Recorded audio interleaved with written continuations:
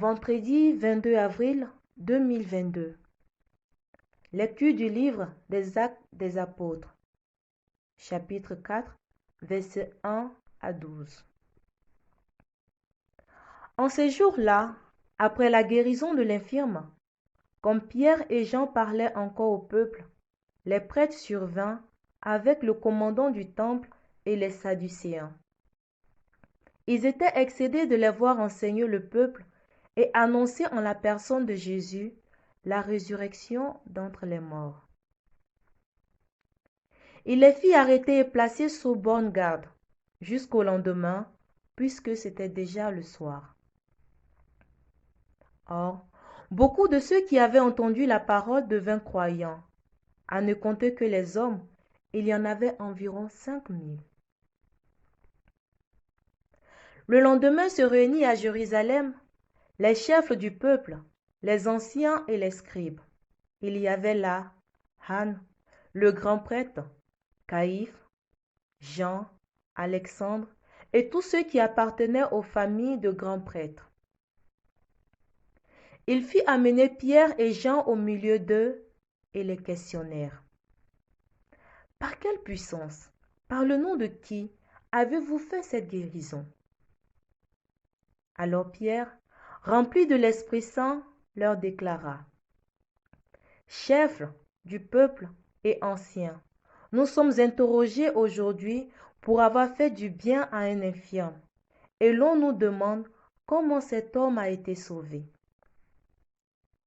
Sachez-le donc, vous tous ainsi que tout le peuple d'Israël, c'est par le nom de Jésus le Nazaréen, lui que vous avez crucifié, mais que Dieu a ressuscité d'entre les morts, c'est par lui que cet homme se trouve là, devant vous, bien portant. Ce Jésus est la pierre méprisée de vous, les bâtisseurs, mais devenue la pierre d'angle.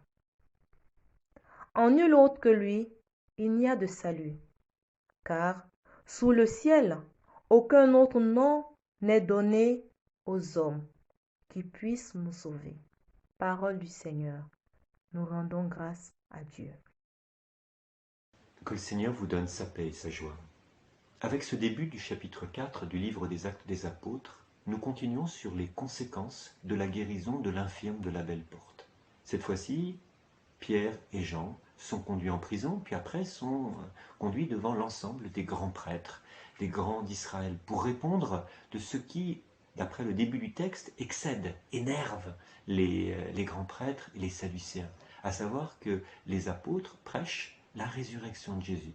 Mais ce qui est étonnant, c'est quand ils les interrogent pas au sujet de la résurrection.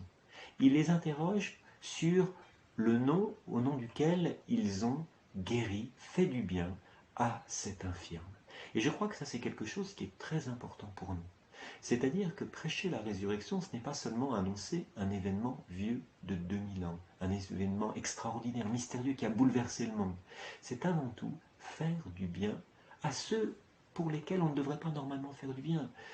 En écoutant une logique purement humaine, les chrétiens devraient se retirer. Le peuple juif, à travers ses dirigeants, leur ont fait du mal. Ils devraient vivre de leur côté. Eh bien non.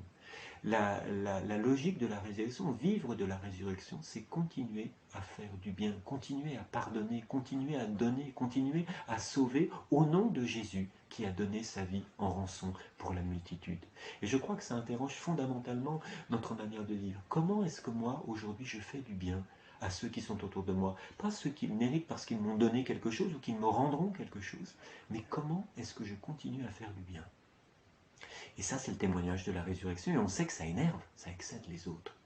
Le deuxième élément, on le retrouve à la fin du texte, quand Pierre dit « Ce Jésus est la pierre méprisée de vous les bâtisseurs, mais devenue la pierre d'angle. » Dans nos vies, est-ce que le Christ est vraiment la pierre d'angle? La pierre sur laquelle nous construisons notre vie personnelle, notre vie communautaire, notre vie ecclésiale.